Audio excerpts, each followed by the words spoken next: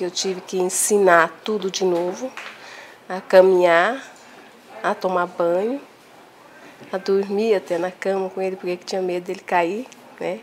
Ensinando ele a andar dentro de casa, a comer. Então tudo foi... Comecei a ensinar tudo de novo, como ensinei quando eu tinha 1 aninho, né? A minha deficiência é congênita. Minha mãe teve rubéola na gravidez, então eu nasci com glaucoma congênita. E aí, apesar das cirurgias que eu fiz, na época que eu nasci, não tinha muito recurso e não teve como reverter o quadro. O Silvio é hoje jornalista, advogado, que no momento não está atuando porque é servidor da Justiça do Trabalho.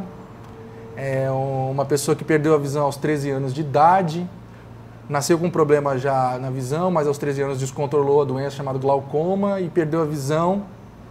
E por conta disso, teve uma mudança total, radical na vida, certo? Mas não deixou de ter planos, almejar sucesso, de querer ser um grande homem, ter sucesso. A cegueira, ela é conceitualmente definida como a falta de visão. É aquela pessoa que não enxerga nada.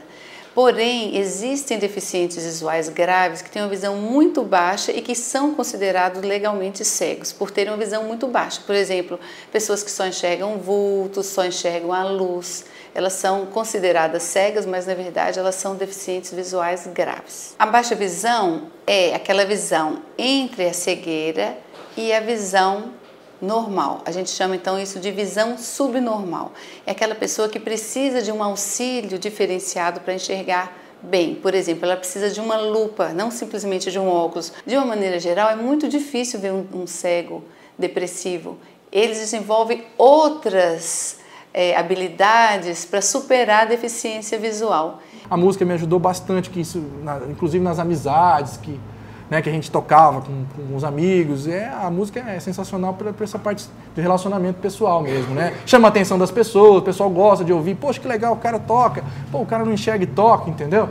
Então isso para mim foi muito interessante para esse relacionamento interpessoal e para o lado também digamos, acalmar dentro de minha situação e começar a me adaptar de forma natural, que aquela era uma nova situação que eu tinha que digamos, tocar o barco para frente sem revolta. Eu nunca precisei de tratamento psicológico. As pessoas que ficaram cegas, não é que elas demonstram a felicidade extrema, é que elas são felizes por estarem conseguindo se superar.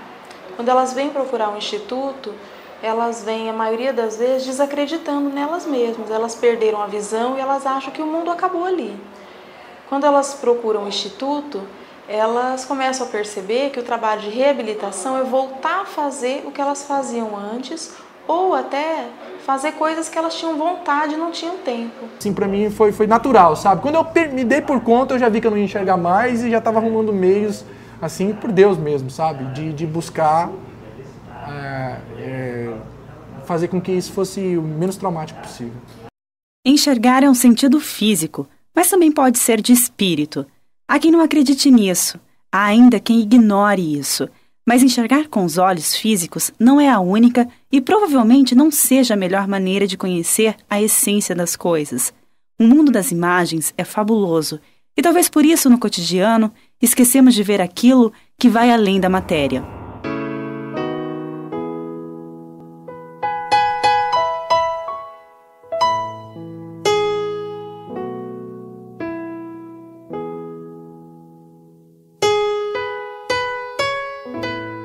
A Larissa em casa é uma criança bem desenvolvida, para ela não tem obstáculo nenhum. Ela anda a casa toda, ela conhece todos os ambientes, tudo, onde é o quarto, a sala, a cozinha, a varanda, não tem dificuldade nenhuma com a Larissa. No início eu tinha bastante medo, sabe? Agora, aos poucos eu tô perdendo, agora depois que comecei a frequentar o SMAC muito cedo com ela, sabe? Aí assisti alguns grupos de mães, sabe? Então eu acabei assim, perdendo medo, né? Eu tinha medo, assim, quando ela crescer, medo, como vai passar na rua, sabe? Medo na escola, o preconceito. Medo é o preconceito, que ele existe, né? Esse é o medo da gente, ele existe o preconceito.